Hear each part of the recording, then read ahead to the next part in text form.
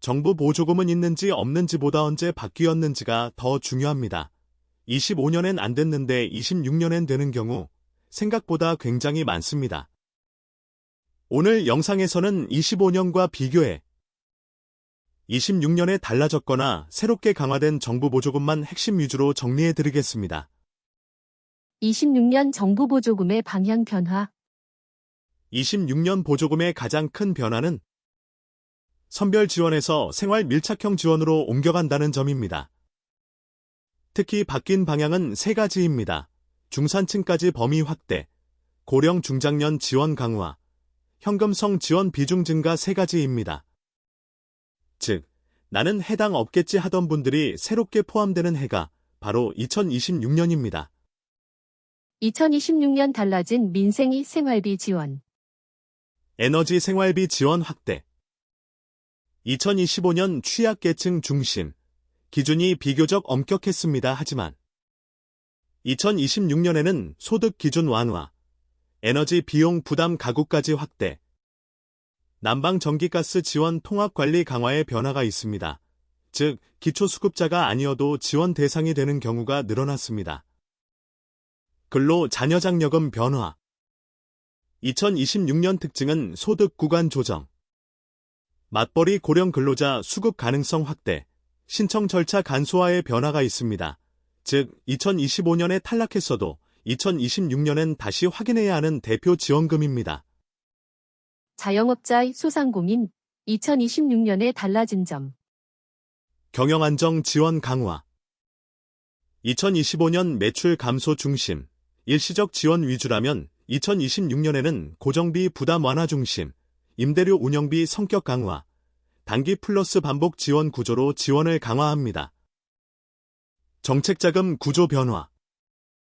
2026년부터는 금리 부담 완화, 상환 유예 옵션 확대, 신용도 낮아도 접근 가능하도록 변경됩니다. 즉, 단순 대출이 아니라 보조금 성격이 강한 금융 지원으로 변화합니다.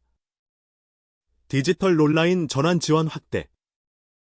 2026년 신규 강화 포인트는 온라인 판매, 배달, 스마트 상점, 무인 자동화 시스템을 강화합니다.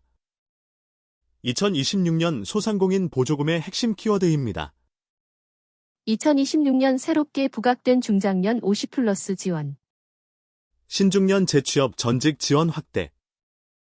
2025년 일부 지역, 직종 한정되었으나 2026년에는 전국 단위 확대, 훈련비 플러스 생활 지원 연계, 단기 알바 프로젝트형 일자리 연동으로 지원 확대됩니다. 즉, 50대 이상에게 2026년은 지원이 가장 많은 해 중 하나입니다. 중장년 창업 전환 지원. 소규모 창업, 1인 사업, 기술 경험 활용형 사업의 2026년에는 은퇴 후 창업 지원 비중이 눈에 띄게 늘어납니다. 2026년 달라진 노후, 고령층 보조금. 첫 번째로 기초연금 노후 지원 구조 보완됩니다. 수급 기준 세분화, 일부 소득 구간 완화, 현금 플러스 서비스 결합형 지원 확대됩니다. 두 번째로는 돌봄 의료 지원 강화됩니다. 2026년 핵심 변화로는 의료비 부담 경감, 방문 재가 돌봄 확대, 장기요양 연계 강화가 있습니다. 고령화로 인해 이 분야는 축소가 아닌 확대 방향입니다. 주거 가족 출산 지원의 변화. 첫 번째 주거 지원입니다. 월세 주거급여 기준을 완화하여 청년에서 중장년까지 범위를 확대합니다. 두 번째 출산 양육 지원입니다.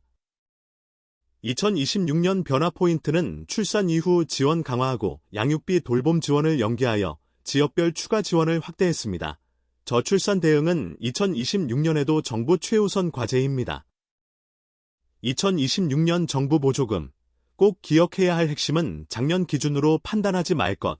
나는 해당 없다가 가장 위험. 대부분 직접 신청 필수. 조건은 매년 미세하게 바뀐 것들이 핵심입니다. 즉 2025년에 안 됐던 사람일수록 2026년엔 꼭 다시 확인해야 합니다. 정부 보조금은 남들만 받는 혜택이 아니라 국민이라면 확인해야 할 권리입니다. 2026년 달라진 제도 속에서 놓치지 말고 꼭 챙기시길 바랍니다. 도움되셨다면 좋아요와 구독, 알림 설정까지 부탁드립니다.